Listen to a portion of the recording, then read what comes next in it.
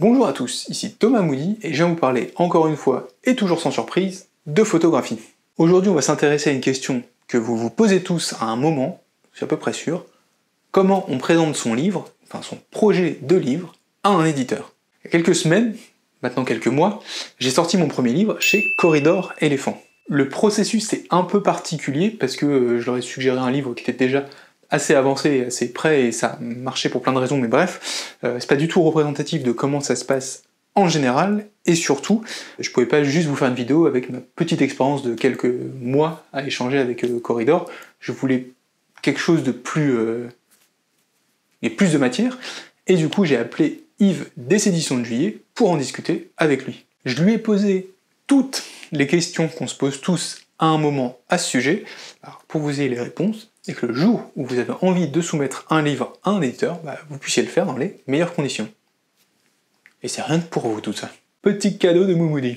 La première question c'est tout simplement comment cibler un éditeur, comment le choisir et ensuite prendre contact avec. Parce qu'il y en a plein et que c'est pas trop comment faire de prime abord. La première chose à savoir, intuitif dit comme ça, c'est qu'il y a beaucoup de photographes et très peu d'éditeurs. Du coup ça forme un truc tout con qu'on appelle un goulot d'étranglement. Par exemple, les éditions de Juillet, ils reçoivent 2 à 3 projets par jour. Donc sur 200 jours ouvrables dans l'année, ils doivent recevoir entre 400 et 600 livres. C'est beaucoup. Donc une bonne façon de se démarquer, c'est de prendre son téléphone et de les appeler.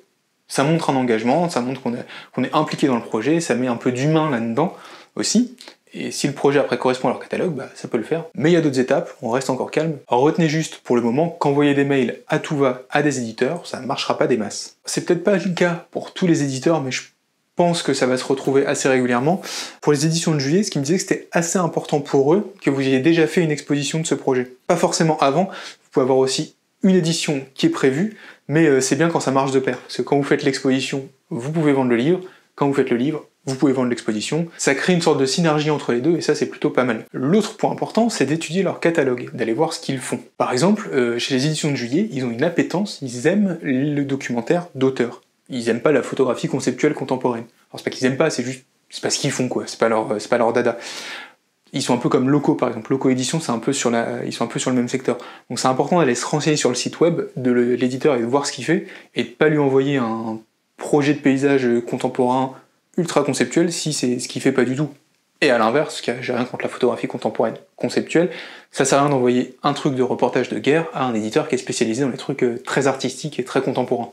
Donc on cible bien, on va voir le site. Après, évidemment, toujours pour cibler l'éditeur, pour un premier livre, on essaie de viser petit. Si c'est votre premier bouquin, l'envoyez pas à Tidal, par exemple. Mais quoi qu'il arrive, retenez bien qu'à peu près tous les sujets intéressent tous les éditeurs, enfin, tous les bons sujets intéressent tous les éditeurs. Si vous leur proposez un projet qui est un petit peu en dehors du catalogue, mais qui est vraiment très bien et très avancé et qui a beaucoup de potentiel, ils vont pas vous fermer la porte au nez. Alors la deuxième question à se poser, elle est toute bête, mais je pense qu'il y en a beaucoup qui en voient. Enfin, je pense, c'est ce qu'on a retenu des échanges, il y a beaucoup de photographes qui se posent pas cette question avant de se lancer, c'est pourquoi faire un livre? C'est vraiment une question à se poser. Pourquoi on doit faire un livre de ce travail? Pour qui on doit faire un livre de ce travail, à quel public il s'adresse, et pourquoi cette personne à qui on s'adresse avec ce livre mettrait ce livre dans sa bibliothèque. C'est quoi le but derrière? C'est vraiment se demander en quoi c'est pertinent d'envisager que ce projet de photo, qui est une masse de photos pour le moment, soit un livre. Pourquoi ça fait sens de le faire? Autant faut l'envisager côté public, qui on vise et pourquoi il serait intéressé par ça, et aussi du côté de l'auteur, pourquoi ça fait sens, à ce moment-là, de sa carrière, etc., ou de son parcours, de faire un livre de ce projet. Faut bien considérer que le livre photo, c'est un aboutissement. Une fois qu'on le fait, le projet il est terminé et on passe à autre chose. On fait pas un livre d'un projet en cours. Donc faut vraiment être sûr que le projet soit fini, puis ça prend du temps. Quand on voit des gens qui sortent 3-4 livres par an, ça fait tranquillement rigoler. Et vraiment c'est ça la différence entre le livre et l'exposition. Si votre projet il est en cours, c'est peut-être mieux de l'exposer encore, vous pouvez le faire vivre, rajouter une image, en enlever à l'expo d'après, voilà, le faire vivre avec le retour, comment vous le sentez évoluer, parce que le livre va vraiment le figer. C'est aussi quelque chose qui est permis par le calendrier éditorial. On va parler du temps qu'il faut pour faire un livre, mais comme le temps est assez long, ça laisse le temps de bien réfléchir à comment on le fige, etc. Mais vraiment, une fois que le livre il est fait, il est fait. Même si vous le rééditez après, la première édition elle est faite et elle bougera plus. Donc réfléchissez bien à pour qui vous faites un livre et à si c'est le moment ou pas de le figer. Autre question, comment savoir si son projet c'est pas tout simplement de la merde? Alors oui, j'ai fait plein de formules pour dire la même chose un peu plus simplement, mais on peut pas tourner autour du pot quoi. Encore une fois, faut vraiment se dire qu'il n'y a pas de sujet bloquant pour les éditeurs. Ils sont ouverts à tout. Encore une fois, tous les sujets bien. Si vous faites un projet sur vos vacances à l'île de Ré, peut-être ça vaudra pas le coup, quoi. Par contre, il y a plusieurs éléments qui vont vraiment titiller l'intérêt de l'éditeur. Déjà, par exemple, l'aspect universel du projet. Alors, l'aspect universel, c'est voilà, est-ce que ça parle à tout le monde, est-ce que ça évoque des choses chez tout le monde? Et paradoxalement, on peut être universel en étant très spécifique. C'est le cas par exemple d'Irène Jonas qui a fait un livre sur ses insomnies chez Arnaud Bisaillon, qui est un autre éditeur. C'est très spécifique, c'est son problème d'insomnie à elle, mais ça parle à tout le monde, et ça donne un côté universel au travail qui va intéresser les éditeurs. Autre point qui va intéresser l'éditeur, c'est votre manière de photographier. C'est votre distance au sujet, votre façon de cadrer, votre façon de construire une histoire à vous. Parce que par exemple, si vous retournez à Pise, faire les mêmes photographies que Martine Parr avec les gens qui tiennent la tour de Pise mais en décalé, ça n'a aucun intérêt, ça a déjà été fait, il faut passer à autre chose. Donc ils sont vraiment vigilants à l'écriture photographique. Donc c'est vraiment ça qui va les intéresser. Est-ce que vous avez une écriture photographique qui se démarque un petit peu sur un sujet qui n'a pas été vraiment traité? Par exemple, ils ont fait un livre sur un type qui traverse la France à vélo, mais ils ont trouvé son écriture photographique super, et bah du coup le projet a abouti. Alors voilà, très simplement pour résumer les choses, pour savoir si votre projet pourrait avoir de l'intérêt, est-ce qu'il y a un aspect universel dans le sujet que vous traitez, dans la façon dont vous le traitez, et aussi, est-ce que vous avez développé une écriture photographique avec? T'es contente, t'es encore sur YouTube? Autre question, quelles sont les informations pertinentes dont a besoin un éditeur pour se faire son avis sur le sujet? Par exemple, est-ce qu'il faut évoquer la question financière tout de suite? Alors non, le risque financier n'est pas évoqué dès le début. C'est plutôt la deuxième étape du bouquin. Au début, c'est vraiment présenter le projet, le sujet, les photographies, c'est ça qui est important. La question financière, ça arrive dans un deuxième temps, mais là on compte pas forcément sur le photographe pour tout payer. Parce que le but, c'est de faire un livre à compte d'éditeur, sinon vous passez pas par un éditeur, et pas à compte d'auteur. Si vous voulez faire des livres à compte d'auteur, bah, vous mettez la main à la poche, vous les imprimez sur Blurb, et on n'en parle plus. Par contre, c'est un travail à deux, c'est une synergie entre l'auteur et l'éditeur qui vont tous les deux se bouger de tout ce qu'ils peuvent pour faire avancer ce projet. Par exemple, il prenait le cas de Marine Lécuyer, qui est une photographe qui a fait un Ulule pour pousser son projet. Ça peut être le genre de choses qu'on attend de lui, mais ça peut être une exposition comme j'en ai déjà parlé. Il y a ce côté synergie, mais la question du financement c'est important, mais il faut pas l'évoquer d'entrée de jeu, c'est pas très grave. Ça sert à rien d'envoyer un mail à un éditeur en disant voici un chèque de 5000 €, c'est pas le sujet. C'est vraiment plus une histoire de rencontre que d'information. L'idée c'est de faire un projet ensemble, la vérité c'est important, donc c'est de faire un projet ensemble, d'être honnête, de pas essayer de survendre le projet en disant que ça va être incroyable, qu'il y a des milliers de gens qui vont l'acheter alors qu'en fait derrière ça suit pas du tout. C'est vraiment faire une rencontre simple, honnête, pour bosser ensemble. Mais la finance, comme je vous le disais, c'est pas forcément évoqué tout de suite. Et aussi, je vous dis vraiment rester transparent et éviter les mauvaises surprises au milieu du livre. Si votre livre, il doit être traduit en javanais, faut le dire dès le début, il faut pas attendre qu'il y ait 5000 exemplaires qui soient sortis pour dire finalement j'aimerais bien une trad dans un autre pays. Je prends un exemple au pif, mais voilà, c'est pas tant une question d'information qu'une question de rencontre et d'échange avec quelqu'un qui va travailler avec vous sur votre projet. Autre question qui devrait en intéresser plus d'un, parce que là pour le coup ça va vraiment être la porte d'entrée de ce que vous allez envoyer, c'est comment présenter votre projet, qu'est-ce qu'il faut mettre dedans, quelle information il y a besoin de mettre, quelle taille ça doit faire, etc. On va parler de ça. Alors, la recette magique pour Yves des éditions de Juillet, mais a priori je pense que ça doit être à peu près la même pour tout le monde, c'est si vous voulez présenter votre projet, vous faites un PDF de 30 pages avec 30 images, une par page, point barre. Je peux pas faire plus simple. 30 pages, 30 images en PDF. Retenez ça. Vous les mettez à la suite, pas forcément triés ou classés, même si vous pouvez tenter de faire une petite narration dedans, c'est pas très important, vous pouvez les mettre les unes à la suite des autres comme elles sont sorties, et c'est pas grave. À retenir pour ça, vous mettez avec 30 images c'est votre projet essoré au maximum. C'est les 30 photos sans lesquelles ça marche plus. C'est le cœur du livre, même si vous visez un livre de 200 pages, c'est les 30 images, vraiment, ça marche pas sans elles, c'est les plus importantes. Vous mettez avec un texte qui explique votre démarche, on en parlera dans des minutes, un calendrier d'exposition si vous en avez un, et vous mettez avec des possibilités de financement si vous en avez. Alors je vous dis, ça viendra dans un deuxième temps, mais si par exemple vous venez de gagner un prix avec une subvention de, je sais pas, 10 000 € pour faire un livre, vous pouvez le dire, j'ai gagné tel prix, j'ai fait tel livre, etc. Mais voilà, 30 images, un texte qui contient aussi calendrier, présentation du livre et financement s'il y a besoin. Alors vraiment, on évite le bullshit photo. Ça veut dire quoi? On fait court, parce que quand on fait court, on a plus de chances d'être lu. Donc ça sert à rien de raconter votre vie en disant j'ai eu mon premier appareil photo à 10 ans, puis je suis passé au numérique, tout le monde s'en fout. On reste court et précis. Pour le texte, c'est une page maximum, c'est 1500 signes max, essayez de viser ça. Il n'y a pas besoin de faire plus pour raconter un projet et ce que vous voulez faire. Écrivez de façon claire et précise, ça sert à rien de chercher des formules alambiquées ou de vendre le livre, etc.